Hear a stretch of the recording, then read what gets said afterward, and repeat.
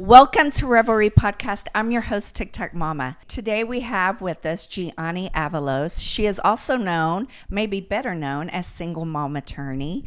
So welcome, friend. Thank you for being here with us.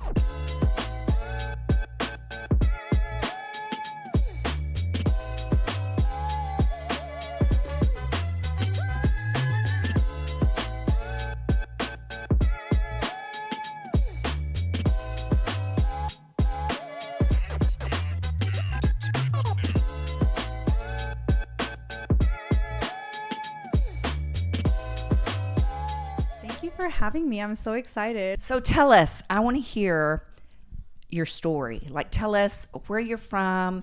Do you have kids? Are you married? Yeah. What do you do? We want the, we want the whole 411. Yes. They want it all. Yes, we do. How personal should we get? Don't hold back ever. Very. This is the podcast to get personal. Okay.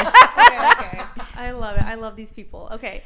So I go by Single Mom Attorney online. I do divorce and family law in Houston and Dallas, but my firm also takes cases in San Antonio and Austin. I just turned 29. Happy belated Wow. birthday. Yes. That's amazing. 29. Okay, let me tell you, Trisha did ask you to tell us everything about you, but we're going to interrupt every It's 2 okay. minutes, okay? Me and Lorette are the worst about this. That's why we were given just one microphone. We have to fight for it. And they're fighting. That's hilarious. They're like, no, give it to me. Oh my gosh. Yeah, I know. 29. So I'm 29, but I'm from a small town outside of like Fort Worth, Texas. It's called Granbury. I've heard of that. I'm Yeah. familiar. Heard of Granbury? I'm familiar, I get yes. so excited when people know where Granbury is because I'm like, no, Yes. it's not Grand Prairie. It's not great. It's Granbury. Okay. Yes. So that's my hometown, born and raised. And I just grew up in that little town. My dad owned a Mexican restaurant, still does. My mom does hair. Put me through That's law why you have school. gorgeous hair. Plug it. What's the name of the restaurant? Plug it. Oh gosh, La Fiesta in Granbury. Nice. Go there. For sure. I think that was actually like the second Mexican restaurant in town. So it's been open like 30 plus years now. Like it's amazing. crazy. Yeah. So I just like come from this family of like entrepreneurs. And so when I went to law school, I had the mindset of like, I'm going to run my own law firm one day. Like that was definitely the mentality. But before law school, I was working as a family law paralegal. And so then like after law school, it was not in my mind to get back into family law. But I went viral on TikTok whenever I passed the bar exam. Like the whole thing was just like this video montage of me studying for the bar exam with my newborn, and that like got over 1 million views. I started getting like emails from Telemundo or Univision and like Daily Mail, and so then I went on the news for it. Like people were just so inspired by this story, and so I really didn't know what to do with like that momentum and that traction or anything like that. I gained my first maybe like 8,000 followers with it, and then I started realizing like I think this is where God wants me to move like and go, and the direction he wants me to take my law school and career in. And so I just opened up a little family law firm, and it was all virtual from the beginning. So like I was like living at my parents' house still, and I just did everything from like my closet, literally. Like I had my little printer and desk set up in there. And then my followers were like, oh, will you take my case in Houston? Will you take my case in Dallas? And then whatnot. And so I always maintained like those two practice areas. And then the firm just grew, and we're now a firm of like 10 people. So That's Yeah. amazing. That's great. I have a question. So take us back a little bit, like your childhood, because I always am so fascinated at how it started. So when did you realize you were the smartest girl in your I'm class? dead. I don't even, it's like, I don't think you have to be a smart person to be a lawyer. Like, I think you just have to be Passionate. very hardworking, right? Like, it's like, you might have like the years experience on me. You might know a little bit more, but you will never outwork me. And I got that work ethic from my parents. And me and my sister, we grew up very different because at the age of 10, I started going to work with my dad. And so like, I would like bust tables, and I had my little shifts on the weekend there. And, I was just like so fascinated by like my dad's work life, I guess, and so he was very hard on me, just like any Mexican dad would be, but I learned a lot, and I think that it made me a very like thick-skinned person, which I think that you definitely need, especially being on social media and like having the amount of followers, right? Like, there's just so many people that they start doing this and then they don't proceed with it because they're like, it's just too much. And so, but yeah, no, now it's like, I just, I'm like, I've heard it all from my dad at this point. Like he's so hard on me. Like, what are you gonna tell me in the comments? Like, I don't know. So how old were you when you realized you want to be a lawyer? Like my grandpa kind of like, I don't know if he like manifested it or something, Mm-hmm. but like whenever I must have been like 7 or 8, and like I would go to my grandpa's house and he'd be like, you're gonna be a lawyer one day, like he would like say this thing, he'd be like, you're gonna open a book one day and be like, this is what the law says. And I was like, I don't even know what a lawyer is, grandpa, but whatever. And so then like in high school I kind of started hearing more about it, and like in my town there was no lawyers that looked like me. Like I was the first Spanish speaking, like maybe not first, but I was the only Spanish speaking whenever I opened my practice there. And so nobody looked like me. And then it was my last year of undergrad. I ended up going to every law firm in town because I was like, let me go and like see what this law firm life is all about. Like nobody in my family's doing it, but like it just keeps coming back to me in like my mind. And I was like majoring in business or something, so I was kind of like, do I go for like an MBA? Do I go for law school? I don't know. So I printed out my resume, I printed out my cover letter, and I just like literally went to every law firm in town, shook their hand, and I was like, I'll work for free. Like I just want to be like, you know, a fly on the wall, like get exposed to this industry, right? And then there was this one attorney that he did call me back, and he was like, hey, like I could use somebody to answer the phones, like, you know, 3 times a week. And they loved that I was Spanish speaking because like there was no Spanish speaking attorneys in town. So like having somebody that could even answer the phones in Spanish at a law firm was like unheard of in my town. So do you think, let me ask you, because this is interesting. So you went to a lot. I'm sure you went to 20 or 30 law firms. Minimum, this one yeah. guy that called you back, do you think he believed in you just as someone that answers the phone because you were a woman and a minority? Oh my gosh. I think that I think he just needed somebody to answer the phones, to be honest. But it was so crazy. That experience at that firm was wild because there was a paralegal there and she was so hard on me. And whenever I left, like, it was almost like I could tell like she was kind of happy I was leaving. And it was crazy. Like she was like, oh, this isn't for everybody, like, and whatever. And every day I would be like, I don't know what I'm doing. Like I need guidance. I need help, you know, teach me, and I will be more helpful than like just answering a phone, right? Well, she saw you as a threat. Yeah. But I'm like, you know what? God always has the last laugh in my book, because the next time that I saw her in life, like I was at a paralegal conference and she was there. And then the next time after that, she was like in my mom's chair, like at the hair salon. She didn't know she was my mom. And at that point I was already an attorney, and I went to go like take my mom some lunch or something. Stop. And I was like, what are you doing? And so like, it was crazy. I'm like, but you know, it's like, You're like, I'm a lawyer. yeah, but By the way, it definitely felt good. But I mean, you know, I'm just like, yeah, like I made it even after you told me that it wasn't for me, you know, so. Good for you. But yeah, I was, you know, so I remember like telling myself whenever I start hiring employees, like I'm going to provide them a path to success, like, because she would always tell me like, this is common sense, this is common sense. Nothing that you're doing in this office is common sense to a first generation Latina attorney, like nothing. I don't speak the language, I don't speak legal jargon. So that was that experience. So when you were doing the answering the phone, was the lawyer actually giving you work? Because I know some things like that they think maybe a paralegal can handle for them, like filing the cases and things like that. Were they allowing you to get even that experience? So she was like giving me assignments with kind of like no instruction, but the attorney himself was mainly like just hang out with me in the office, go get my lunch and answer my phones and run my errands and pick up my dry cleaning and kind of thing, you know. And so, which I was fine with, just to be like exposed in a law firm, you know. And so but that was also like kind of a very tricky part of my life, because I was going through my first, like my only divorce, but I was very young. So I was like 19. It was like one of those like puppy love, like romances. We met in college, broke up, moved back to my parents in my small little town. And so at that point, I'm just like, look, like I'm just happy to be like in a law firm, like, but I'm still going through this divorce myself, which I didn't really know anything about or how to do that. And so then after that, I was just like, you know, I didn't have the mental to be like somewhere where they weren't setting me up for success. And so I ended up moving to Dallas, worked at a bank, hated it, because I just like, I'm not good at jobs that like I could do it in my sleep. Like this is just like inputting buttons and there's a system to everything. Like, no, like I need to work my brain at a job, right? And so I got really bored working at a bank. And so I ended up just saying like, I'm going to go work at another law firm, did that in Dallas, moved to Miami, lived there for a little bit. How long were you in Miami? For a year. I did my first year of law school over there, but I'm a Texas girl at heart. So Yes. like when I was over there, I was like, I need to get back to Texas. Yeah. And so I transferred back, and I ended up in Houston, South Texas law. And then that's how I developed my roots in Houston, I guess. Yeah. So what made you have the name of, being a single mom attorney? That's really interesting because I remember whenever I was posting on TikTok, there was nothing like what I do now where I'm like, hey, like, let me provide you with some educational content for like child support. I was not doing that. Like I was very much like day in the life of a single mom / attorney is what I was saying. Okay. And so I would just post my like daily struggle of like living at my parents' house and as a little single mom running a little law firm, and her closet. Like it was very humbling, and it is very humbling to go back and look at those day in the lives. But sometimes I kind of want to give more to people, but I'm always in this like limbo of like people want to see me as this like strong, very like, empowered, like attorney, like nothing breaks her kind of thing.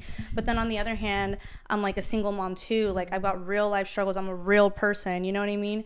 And so I think that's why my followers like my page, because I tell them like, if you're going to go and hire the attorney out there that you don't, you think is like more professional because they're not on TikTok or anything, like those are the people that still have real life problems. The only difference between me and that attorney is that I'm sharing them with you. I'm being vulnerable with you. And I'm telling you, like, I can relate to you when you tell me that your baby daddy is giving you these problems. You know what I mean? And so, I mean, naturally, like I started developing a single mom following once I started doing these day in the lives. And then I was like, okay, I'm going to like start this law firm, and I'm only going to market to women. And so a lot of people were like, oh no, don't do that. You're going to miss out on like a whole bag from like dads and everything. Right. Yeah. But I read this book before, and it was like teaching me about niche marketing. And so I was like, you know what, like I can still market to women and I can still service both. Like we have a lot of dad clients still, Right. And it just became a very big, or a very strong like business move, I think, because I always wondered, like, why is there no like Jim Adler for family law? You know what I mean? Like, why is there, like, you always hear about these like crazy PI attorneys on like billboards like Texas Hammer, and like I'm like, that's the way marketing is for like that practice area. Like family law is still very traditional. And I'm like, but it worked. Like I can go online and be like, I'm single mom attorney and I sue baby daddies for a living, and it's going to get so many views and so many consultations, and it's going to run this whole operation of a firm. Like, so when people tell me like, don't do it, it's not going to work, but I'm like, it is working though. Yeah. Like it's it is working. Because if I had you 13 years ago, I would have done and did it. It was hard.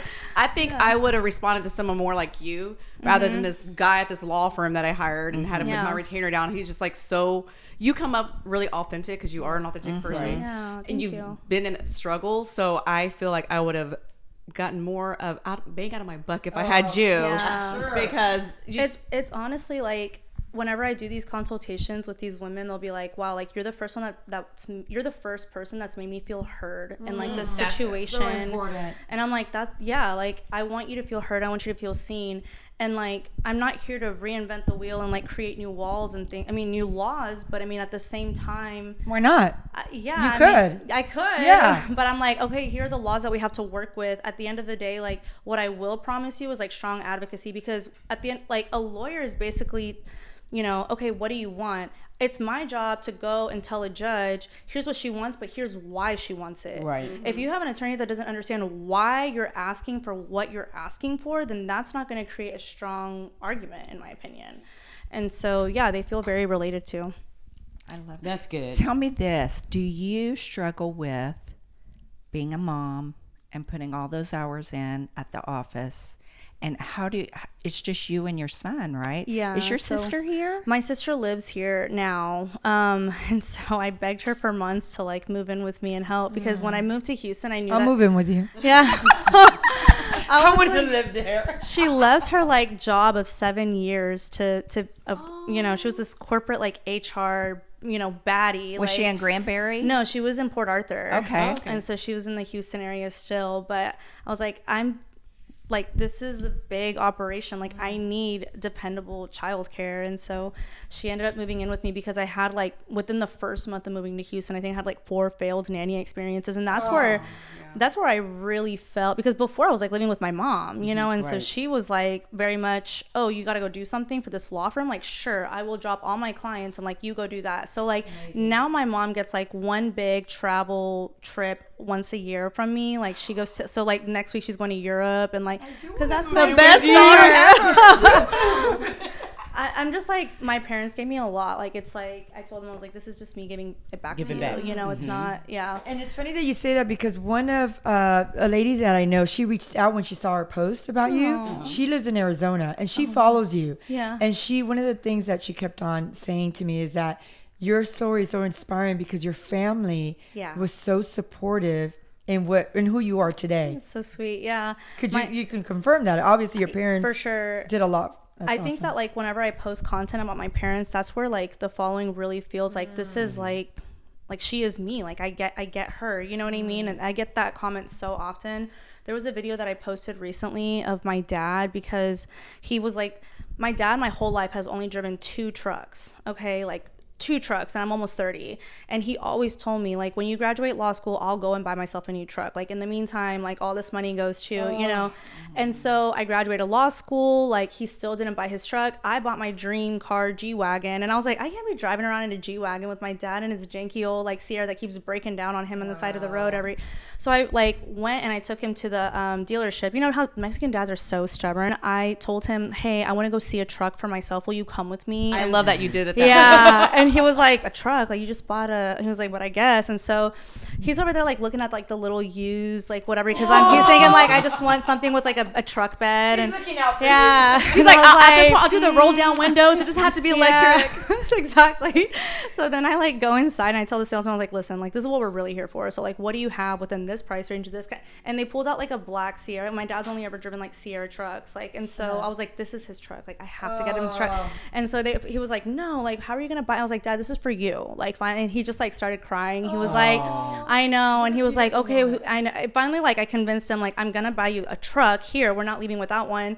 And he was like, okay, well, if you're going to do it, like, let's go look at the other ones. Like, still not wanting. My gosh. And I was like, Dad, I was like, you know, and so now he, like, drives around in it. He texts me every day about it. I was like, Dad, you don't have to text me every day about your truck. Like, just enjoy it. It's good. I just changed the oil. It's fine.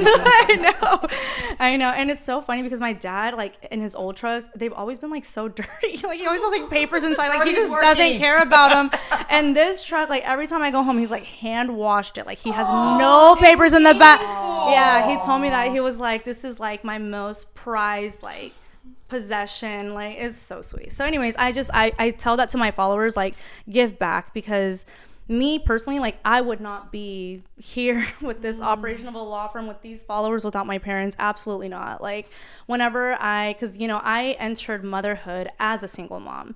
And so whenever I ended up moving back in with my parents, my dad, obviously, like any dad would ask questions like, well, what about the dad, right? Like, where is he? What is his We want to know, did you sue your baby daddy? Did I sue my baby daddy?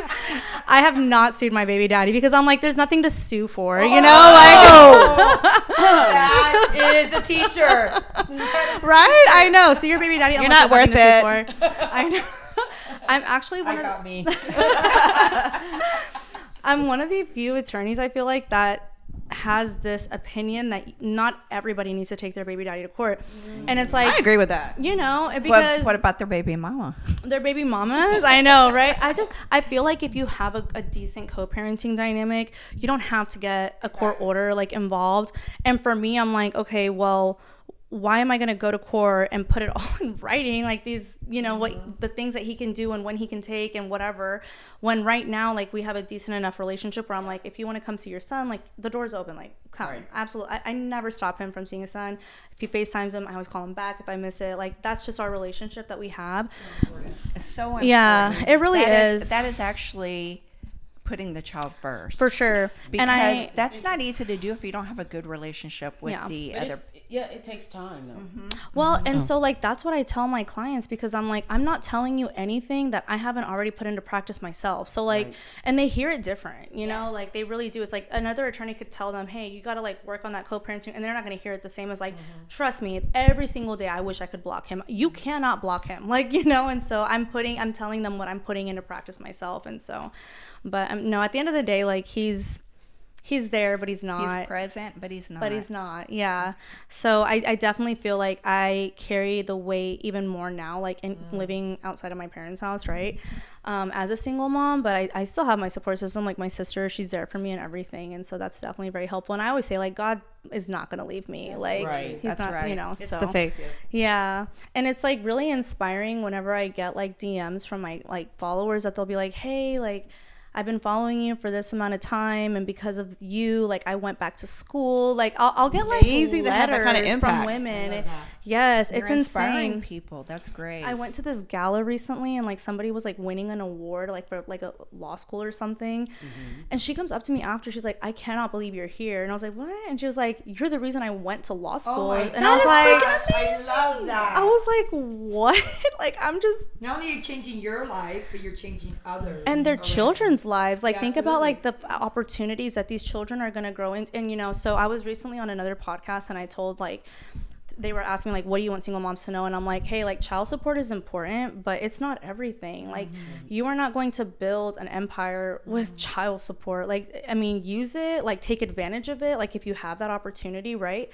But like go and be something bigger than your circumstance. Like go to school, That's do great. a business. Like, you know what I mean? Like, and so that is what I preach to my following, because it motivates them. They're like, if she can do it, like, so can I, you know? Have you ever turned away a client where you're like, you know, I Yes. just don't see Yes, how I that'll have. work, or I don't believe in that? Yeah, Tell I us have. about that without.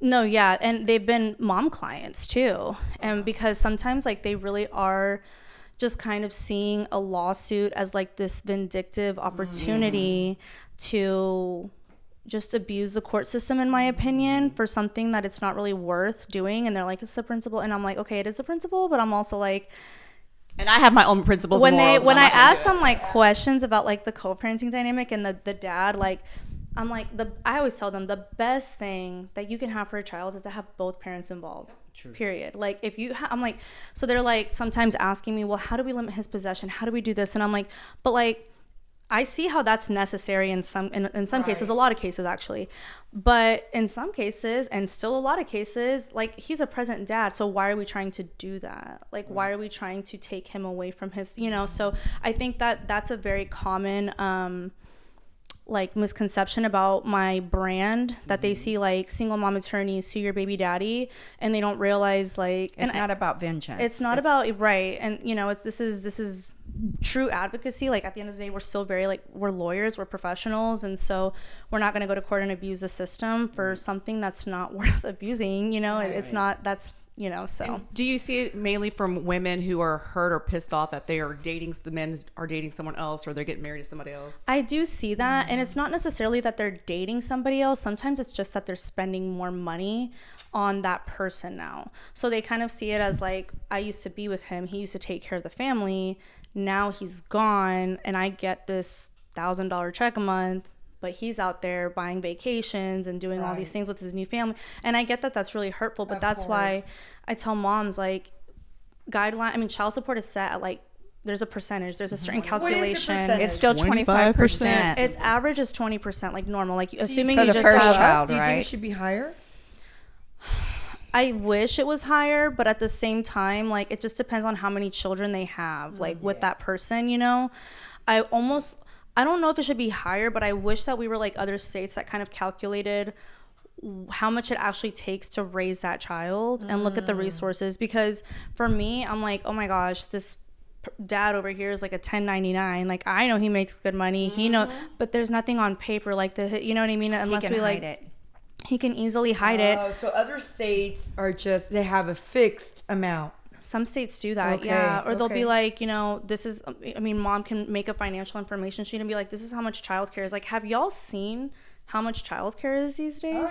Oh, it's outrageous. I was lucky. I got it. It's insane. larger than a car payment. I'm like, it's it's insane. I'm like, for you to just even have 3 days out of the week and put your kid in a daycare, like that's Part-time. gonna run you half your check. Like for moms that are waiting tables or something, like, you know. And so I really look at those But situations. don't get me started with how much money they pay those workers to take care of your that kids. too. Depending on how much, compared to how much they're charging. Right. No, for sure. And don't that's, get me started on that. no, it all goes back to like, okay, well, this is how much we're charging you because this is how much we have to pay people for qualified supervision of your children. Word. Yeah. Qualified, qualified. right?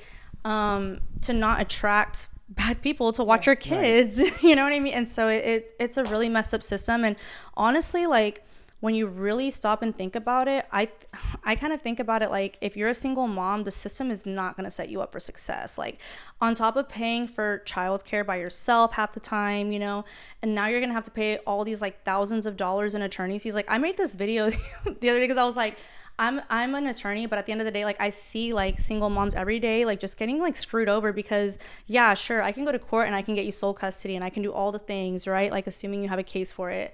But how much is that going to run you at the end of the day? It's like, you know what I mean? And so I'm like, that money sometimes could have literally gone towards like a down payment of a house. Right. But now you've got a mom. College. Yeah. And I'm like, now you've got a mom that has to rent and stay in like a certain tax bracket. You see what I'm saying? I feel like being a single mom in America, like, they have designed the system for you to stay within a specific tax bracket, you know? And that's where I just tell my followers, like, you have to be bigger than this. You have to think bigger because this system is not designed for you to win at all. Like, for me, I was like, you know, I grew up like waiting tables and I was like not making a lot of money whenever I was a single mom. I literally, like, when I tell people I could not financially afford to fail the bar exam, like, I was maxed out on my credit cards.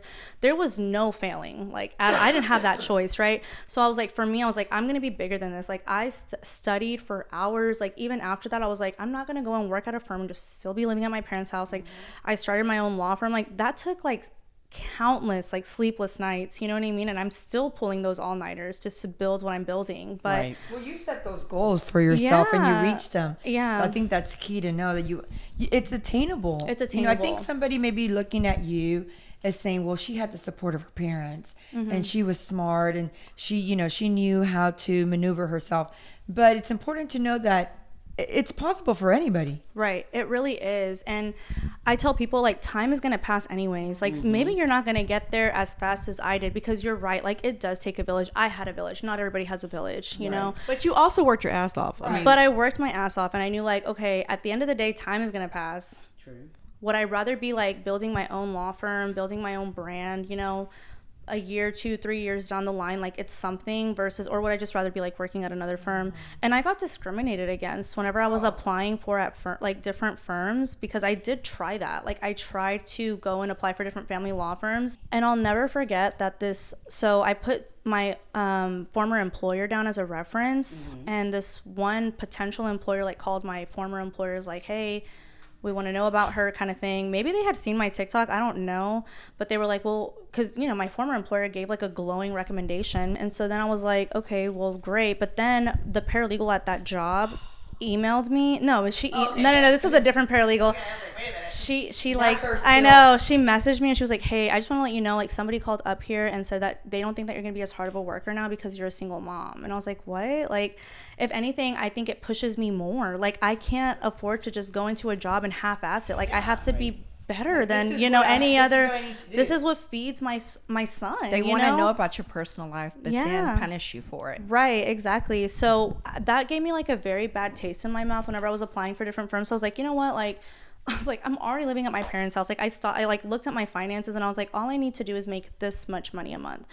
And when I look back at that number and what that number was, I'm like, God is so big. Amen. God is so big. I Isn't was he? like, we make that in less than a day now. Wow. that is freaking less than a amazing. day. Yes, I'm like, I have goosebumps all yeah, over. I'm like, I can make that in like a morning. Like, it's insane. And back then that was just my goal. Like, that would pay my car, that would pay my insurance, my phone, the diapers and formula. Like, cause WIC, I was on WIC, so it only covered like so many cans a month, you know? I love that you just said that Yeah. because I feel like a lot of women or people that are on WIC are getting support from the government are ashamed of that. They are, And here you are like, look, I used that resource Yes. because I need it. And it's there because I is wish I could there. get I was some. like, if I could have got on Wix, No, for sure. I was definitely on WIC. Like, and I even applied for food stamps. I didn't qualify for them, but I was like reaching for any resource that I could. I was like, I know that this is not That's going what to it's be, for. and it's not going to be my long-term reality. You know what I mean? Like, it's temporary. Yeah. I was like, I'd rather put that money that I could, instead of spending it on formulas that the government can help me with, like I can put it towards something in my law firm. And so, and even then, like, that doesn't cover everything. Like I still, so, that was that. So I ended up just opening up my own firm from home, and I was like, let me just do this. I ended up telling other attorneys like, hey, I'll do like your contract work. So that kind of kept me afloat a little bit while I was getting clients on the side. And so, yeah. Nice. go ahead. So do you do any advocacy for the women that, like some of the women that you do see, maybe you haven't been their lawyer personally, right? But maybe they've came to you, and do you offer any kind of services to keep them moving? You know how some women get stagnant? I don't think a lot of women, even though I was divorced and I did not have child support. We agreed. He was like, those are my kids. You don't have to put me on no paper for me to do what I'm supposed to do, right? And the only thing I ever asked him to do is go to the barbershop, because I had boys. I never wanted to go to the barbershop because it was all day. And I was like, no, I don't want to go. Please go. And he would pick him up every week. Now, we never argued about money or nothing like that, because I felt like, listen, I got to eat too. My motto was, what are the kids going to eat? What the kids going to eat? If I don't go out and get it, and they don't see me doing it, then what they gonna do? Right. Because I always think that as women, if you don't move for yourself, right, you got to inspire yourself sometimes. Absolutely. Because if you don't have a village, right, and it's just you, and you can go to court, you can spin all your wheels in court and crying and all that, but at the end of the day, finding women that can encourage you to move further, or having some advocacy that say, hey, this might have been your circumstances here, but I'm 29 years old, right? I had the opportunity to live with my parents. Maybe you don't, but I don't want that to like stop you from moving forward. I know a lot of women. There's a judge, I know, Judge Curvy. She went to the same law school. She's in family law. Cool. She went to the same law school that you went to, right? And she said that she worked and went to law school and had two kids, right? So she was like, hey, it can be done. If you want to do it, you can do it. Right. And I don't think, even if it's not going into law, I mean, you can go back to college, because, now you have a lot of corporations that used to pay for college. Nowadays, they don't pay anymore. Right. So it was like an opportunity when they were trying to push you to do something, but everybody is so stagnant. Nobody wants to move. I think that they're just tired. It's like people are just tired, and it is frustrating, because sometimes I try, like, by just posting videos and like motivating them and like, hey, like this is what this following is about. This is a platform. This is a community. Like, watch my page, be inspired, be motivated. Like you said, if I can do it, they can do it, kind of thing. But they're like, oh, well, how do you sleep? Or how do you know? It's like, sometimes like, what is the right answer? You want the honest answer? The honest answer is that I hardly ever. Like, you know what I mean? And I'm not trying to put in this like, 24/7 like hustle mentality, but I'm also like, you want to ask me like how I got here. This is how I got here, and it's so. I mean, I feel honestly, that was just such an aha moment. What you just spoke on. I really hope that there's someone out there right now. That was a very like even for me, just listening to you, it's real. You went through it. Yeah. And you said, my kids have to eat. If I can't depend on this man at the moment, whatever didn't work out with us, I'm still a mother. I still have to make this happen. Yeah. I think sometimes as women, we are only as, I always say, your children are only as strong as you, right? The man might think he runs the household, but we run it. You're the mom. Yeah. Right? You coddle. Yeah. You do everything. Right. You know what they're going to wear, what they need, what pencils, what school supplies, parent. What everything. Right. And if he, I was a teenage mom. So my father would always tell me, that is always your baby, no matter what. He could disappear. That is always your baby. no matter what, because child support doesn't take care of everything. No. Right? And some people feel, you have some people that say, oh, I'm getting this child support, but it's not that doesn't pay for everything. These kids have sports, they have everything they have. And as a parent, the schools these days don't even teach the kids barely how to read and write in cursive. So not only that, you have to be a parent, you have to do that portion also. But then you have to understand that you're the strong. You got now. We have to go in the corner sometime and cry, Of course. but at the end of the day, you got to keep moving, right? And her story is very inspiring because she was young, she had a baby, she had the opportunity to go back home. Some people, I didn't have the opportunity to go back home. My daddy was like, Gary, my door don't swing back and forth. You can't come back here. But it doesn't mean he wasn't supportive. Right. His thing was, if I let you come back. And probably pushed you to do like Yeah. Gianni. Right. To And go it get just an gave a education. different- Right. Same thing, but push it. But with her, I see that most of her followers, they do get inspired, right? They see she's a young woman and she's done so much in a short amount of time. But nobody knows how, maybe in the middle of the night, you got an essay, what is it? The paper due. Right, or you got to do some kind of dissertation, And you can't go out with your girlfriend. You can't even get up. You sleeping with You can be dating. the baby here, and you. That's just the way we do it. Yeah. Absolutely. I think there's definitely something like psychological about being the default parent as well, because like a lot of like the frustrations from single moms, it's like we look at our co-parent and we're like, you have one job. You have one job. Like, be there, financially support the kid, like just be, we have like all the jobs. Right. We have How to do the nurture, single moms we have get they have to pay 75% really? Because if the man is just or the one that doesn't have custody, 20, you would think it's 50-50, wouldn't you? Well, it would be 50-50, like if there was like a 50-50 possession schedule, Okay. which is why you hear a lot of dads saying like, oh, it should be 50-50, but I'm like, okay, but you're not gonna be the one like really watching the kid like 50% of the time. Or it's interesting because sometimes like they'll be completely like MIA from like this child's life, and then they pop back into the picture like once the child is a little bit older, and then like once mom files for child support, they'll be like, oh, well, I want 50-50 now. I'm like, where have you been? Like, where have you been? And that's not a bond with the child. Like, Right. that's, for the child, I don't think that's good. Yeah, so Texas still has the presumption that there should be like a primary parent and a non-custodial parent, and so they don't presume that 50-50 is in the best interest yet. Like there's other states like Florida that if you live within a certain amount of miles from your co-parent, then they assume, like they presume that 50-50 is in the best interest, but Texas is still not like What that. do you think about that? I still think that just from all of the cases that I've seen, that I like the way that Texas does it. I don't think that 50-50 is in the best interest unless 50-50 has already been put into practice. So like there's dads that we get 50-50 for them because they're very involved. Like they have been there for the child 50% of the time before a lawsuit is ever filed. They do like a week on, week off with mom kind of thing.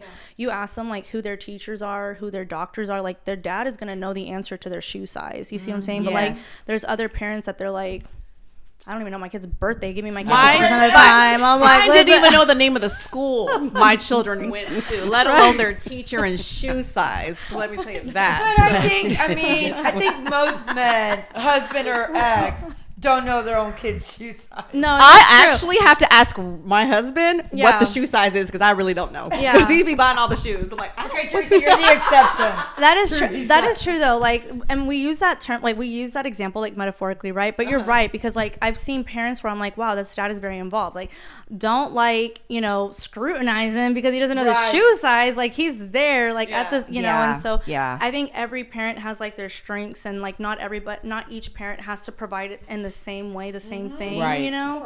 And so, but 50-50 can work if you have a good co-parenting dynamic. Otherwise, like, you kind of have to assume that these two people are not going to get along. Like, if they were going to get along, like, they would probably be together still. You see what I'm saying? Yeah. So I think that there still needs to be a primary parent that, just Makes as the like decision. the default rule, I guess. So, yeah. So you only practice in Texas? I only You're practice in licensed Texas. In Texas, okay. Yeah. And you said you have a firm in Dallas and Houston, correct? Houston, yeah. Yes. So you primarily Harris County, correct? Yeah, Harris Okay. and surrounding, but I mean Dallas and surrounding as well.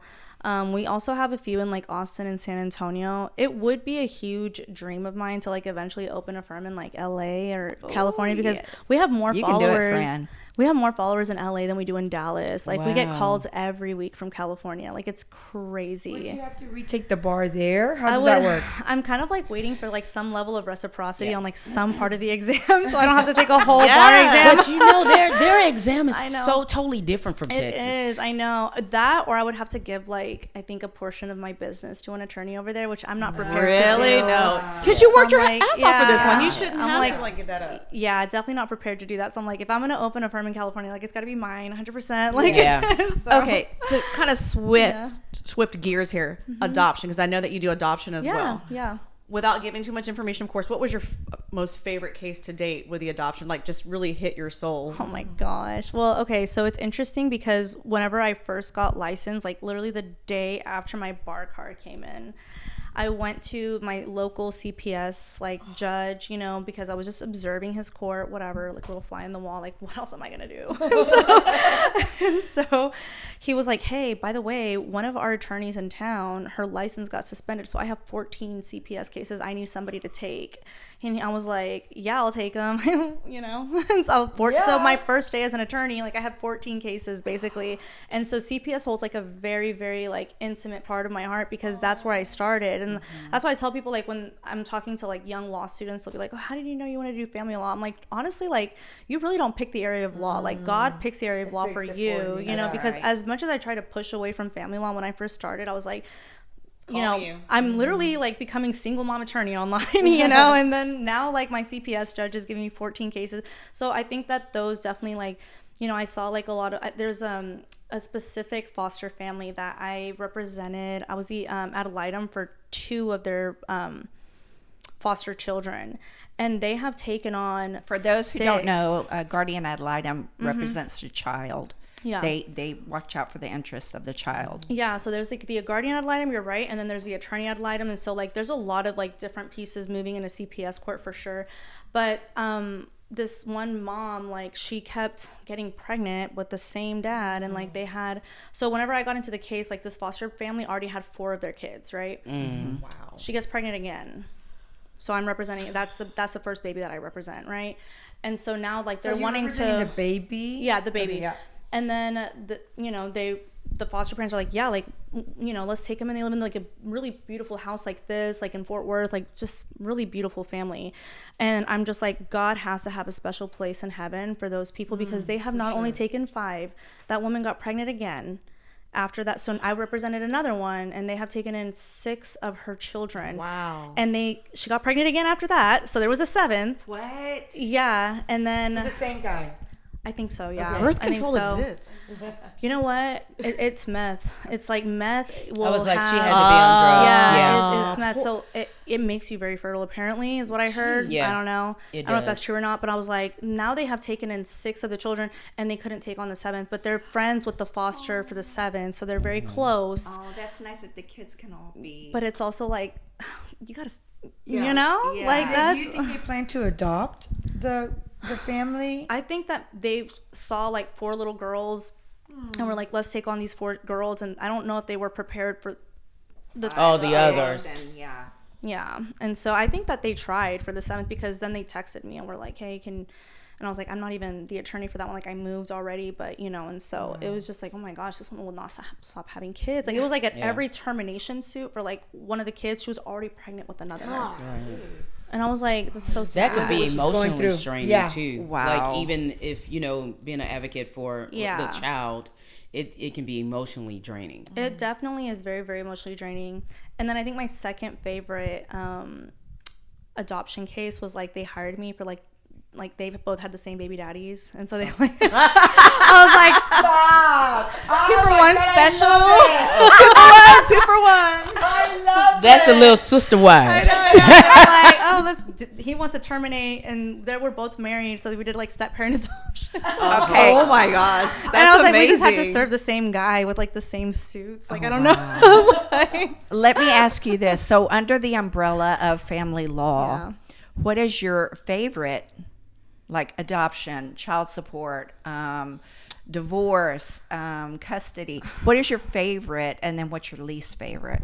Okay, so my least favorite is just like the big property disputes, because I'm like, I know that it's important. It's definitely important. But then I'm like, I see these mothers like just suffering with like custody disputes, and I'm like, I feel like that hits home more, because I can really see myself in those women more, you know. And I think that that's why like a huge portion of our cases like are contentious with respect to custody disputes. And so that's got to be, maybe I don't know if it's my favorite, because that would make me a crazy person to just like go and enjoy doing that every day. But I was like, I think it hits home more, you know, like I passionate about it. Yeah, for sure. Do we want to ask anybody in the audience if they have any questions? Yes, we do. For G? Okay. Well, let's make sure we're finished with her. Everybody's finished with her. Y'all finished with her? No.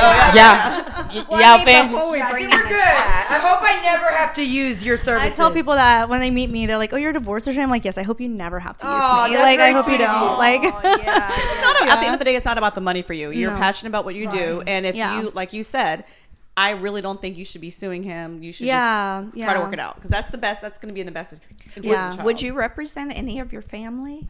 Or you have know, you? and I've been asked, you know, we got those like, there's always those like crazy cousins out there, and I'm like, yeah. you gotta stop Oh, having yeah. kids, bro. Like, I'm not taking those child, you know. So I was like, You know what you were getting into. But here's my thing about that. I'm like, listen, you're gonna bring this girl home to meet all of us. You want me to be besties with her? Yeah, of And now you want me to go sue her? Like, no, not happening, bro. Exactly. Boundaries, girl, Boundaries. Yeah. I was like, no, I can't do that. Like, y'all gotta. No, I'll give you a referral. Like, Figure it out, bro. I'll give you a referral. Okay, so on Revelry back there, do you see any questions? See Issa's boot. Booty, rocking everywhere. One of your followers was like, "Hey, that's my attorney. I didn't know y'all were doing a podcast together." And that was one of your followers. Yeah, that's sweet. I know. Someone has a crush on TikTok, Mama. Don't do it. Don't do it. Everybody got a crush on TikTok. You're not. Mama. You're not tall enough to ride this ride. Oh my. That is all I asked. I need to stand in line. She said, "I'm not tall enough." On YouTube asking if anyone would be their sugar mama. I'm dead. We looking for sugar daddies. Hello. Shit. Ain't no sugar over here. Baby, we dry. This salt and vinegar. She said salt and vinegar. We're more of a savory, not the sweet. Yeah, we're Sorry. more savory. You know how you get a bag of sugar and it's been sitting so long, it's all hard. hard and You got crunk- to drop it on the ground. And not even that, because they all still clump together. It don't even must That- sweeten that's your what we tea, working baby. with. We don't even. Somebody was like, when I pass the bar exam, I'm going to be single dad attorney. And please do. Okay. We need more attorneys that are into this like niche marketing, like business model. And I will commend you for it if you do. Yes. What are your thoughts on like pro bono work? Is that something that your firm allows? Yeah, we do it. And sometimes I get like very passionate about like certain cases, and I'm like, oh, they can't afford to finish paying us. But I'm like, if there's kids involved, like sometimes I'm like, okay. So that's kind of the extent of it. But it all kind of goes back to the conversation that we had about daycare prices, right? I'm like, as much as I want to do pro bono, I'm like, I support like 9 staff members. Like, I was like, we have to That's a big charge what we overhead, charge. yeah. Yeah. Right. But what really helps my firm, I think, is that we are mainly virtual, so we don't have like the overhead is the payroll. Like that's it. Yeah. I don't have like all these like offices that I'm having to like maintain and upkeep. So I'm like, while the other attorneys in town are like charging like $450 an hour, They like, have to pay for real estate. we're charging like $300, you know. And so we are able to keep our prices more competitive. And so sometimes I don't like telling clients that, but sometimes I'm like, because sometimes they want to be like, oh, like you don't have an office, like I want to meet you in person. I'm like, okay, then we're just not the law firm for you. Because I'm like, if you this works the way it works for a reason. Like I can charge you these prices for that reason. But I would think Yeah. nowadays women would appreciate that, because I Yeah. don't have to go get a babysitter. For I sure. can do it on my time, and you can do it on your time. That just makes so much more sense. 3 or 4 Yeah. hour. Yeah, 'cause Oh, I for lived sure. in Deer Park, and my attorney was in the Heights, so I had to go all the way to the Heights and like Yeah. fight traffic. I would love to have you. Our firm is like so virtual friendly. Like we have set ourselves up for success when it comes to like the systems and just making people's life like really easy. Even people that aren't like not tech savvy, I'm like, Yeah. listen, like go and push like 3 buttons and you'll sign your contract. Like it's that easy these days, you know? But yeah, like I think that, and then also another thing that we do too is we provide kind of like a different like billing structure. So like we still charge per hour, but what we let people do is like pay as their case is progressing. So like somebody that represents a lot of single moms, I'm like, okay, I know that they can eventually get up to that like $7,000, $8,000, $10,000, sometimes more, like kind of divorce, like child support case, like because if things are getting prolonged, like it's gonna it's gonna cost you more.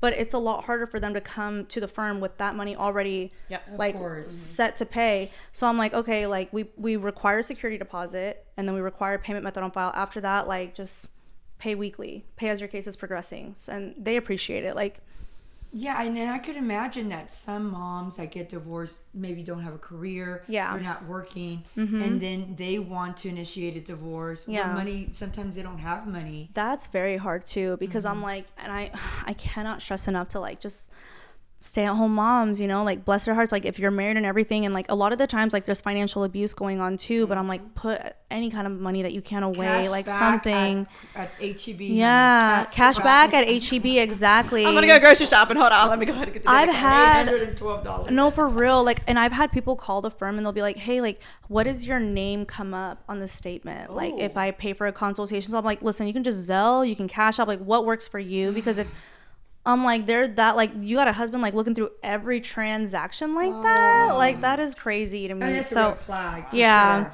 And so that's like, that's what, you know, financial abuse is a real thing. And so I tell them, I'm like, just at least save up enough money to where you can at least get to a temporary orders hearing, because then at the temporary orders we can ask for interim attorney's fees. And so yeah.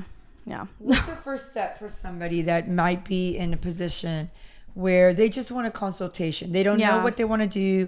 They haven't made a decision. Yeah. What's the best way to go about it? Yeah, I think that so many people have this like misconception that they're like, I'm not going to get a consultation until I'm like 100% sure that I want a divorce. And I'm like, you do not need to be 100% sure that you want a divorce to like consult with our firm. Like, honestly, it's not my job to tell you get a divorce or don't get a divorce. Right. My job is to tell you what it's going to look like once you know if you do want a divorce. Like once you know you're ready to take that, you know, what is that going to look like for you legally, right? So, because sometimes I'll be getting asked these questions like, do you think I should leave my husband? I'm like, ma'am, like I don't even know what your face looks like right now. Like I don't know, like I've never met you, like, and even if I did, that's just not my job. Let me see. Let me look.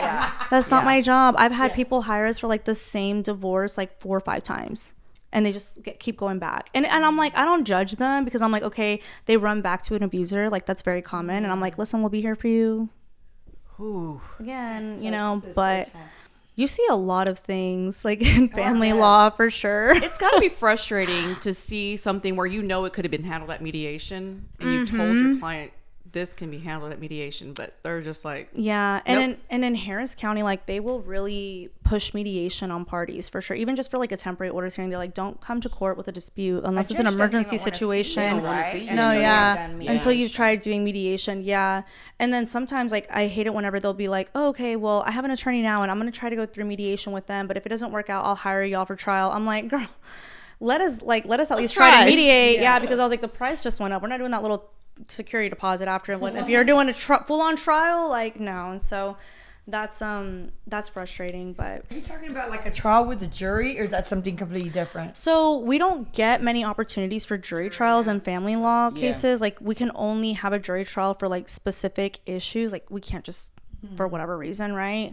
And one of those being like a geographic restriction. So like if y'all know, like usually if you get a divorce or like you have a custody dispute with somebody or any kind of like family law case really with kids involved, the judge will order that you have to maintain so many feet or miles. Miles like from where your baby daddy lives. Like so it's like you're restricted to living there to like give him the same opportunity, which is great like if they're seeing the kid. But then I'm like, if they're not, like why do you have to be stuck in a county that, you know?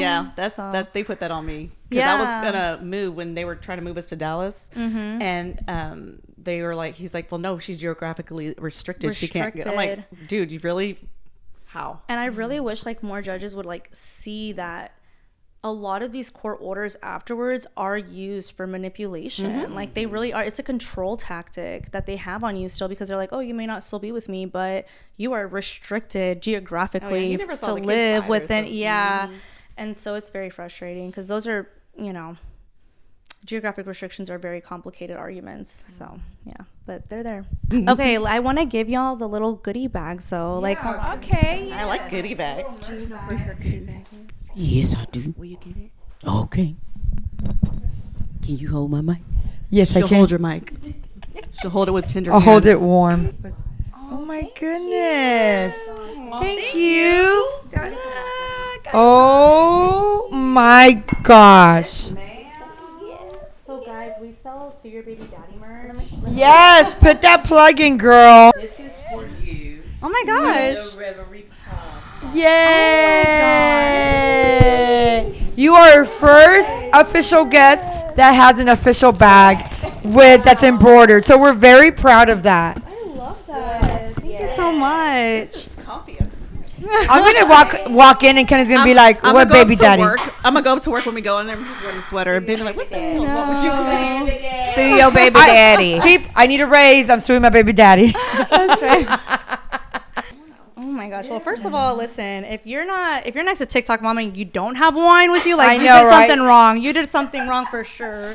Cause that's how I found her. I think like my sister, my sister during So the pandemic, she was like, "You've got to check out this like lady on TikTok that she goes live with her wine and like she lives in Houston," and that's how I was like, "Oh my gosh, that's so cool." I love it. Your sister was super sweet when I met her. Drink my coffee tomorrow when I'm on my conference call. They're gonna be like, "What you doing, Jack?" I'm suing my baby daddy. It's so funny. in front of Ryan. Yeah, I know. I tell Don't try me. the married Hey, women here's like your they'll cup. buy them and I'll be like, Baby, listen, you want like some coffee? if he pisses you off, just the next day don't say anything. Just like wear that and like Hell drink your yes. coffee. Yeah, that's all you gotta do. Like Hell you know, yes. like, It's a like, threat. It's a I threat. love it. I love it. We do have some questions. How much weight does a child's decision weigh in court? Yeah, it definitely weighs. It holds some weight. Now, if the child is like 12 or older, they can speak with the judge. But if they're under 12, then usually what we'll do is like we'll try to ask for like an amicus attorney. Even if they're older 12, like they'll still get an amicus usually. But I mean, it's more common for like children under 12. Now, a lot of the times what the courts are looking for, or the judges, I guess, is like if this child is being coached into saying Yes. what it is that they're saying. And I think that as parents, like it's not uncommon for like a child to come up and like express a concern to us and then we repeat it, because that's what we do in conversation, like to acknowledge that I'm listening to you, right? Like, oh, you tell me something, I'm gonna like repeat it and summarize it in my own words kind of thing.